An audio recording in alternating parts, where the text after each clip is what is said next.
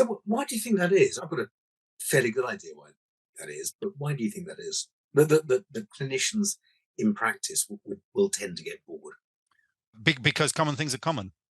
Mm-hmm. And once you are good with common, you're going to wait for a long time to see the rarity. So all you can do is get more and more good at the common things. And it is the same job. You know, there is a Groundhog Day element to clinical work. And even in referral clinical practice, there's a Groundhog Day. You know, I saw a hypothyroid cat today. That is for radioactive iodine, that is probably about the 800th radioactive iodine cat I've seen. There is a certain same old about it. So there is that, and you just get very good at that. And if I had to just do clinics, I would not stay in academia. Right. I would get it. It's the teaching, it's the research, it's the other bits that we're encouraged to do within the universities. That makes it interesting. Just doing clinics, well, for a start, I'd go and move into a better paid clinical job if that's what I was doing. If that's all it was. But it's interesting to look at the number of people who are taking part-time jobs and doing something else. You know, I think that's very instructive. That actually you hit probably about 10 years into your career, you hit a buffer, you realize you're probably about as good as you're ever going to be.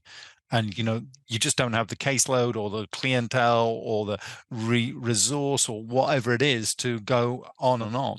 And it's not just vets. That applies to almost every career that I suspect you hit a buffer at about 10 years. And you start then to look for other things to do. And that makes the main job that much more fun and interesting because you can bring these other things into it. Do you think that's accelerated post-COVID? No, I don't think.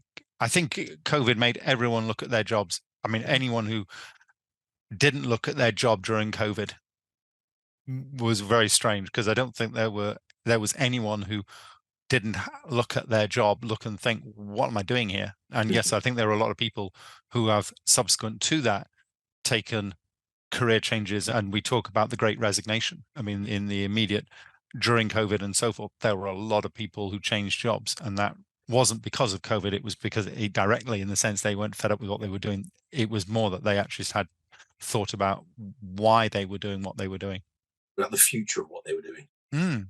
Yeah. And the ripple effect of that is still ongoing.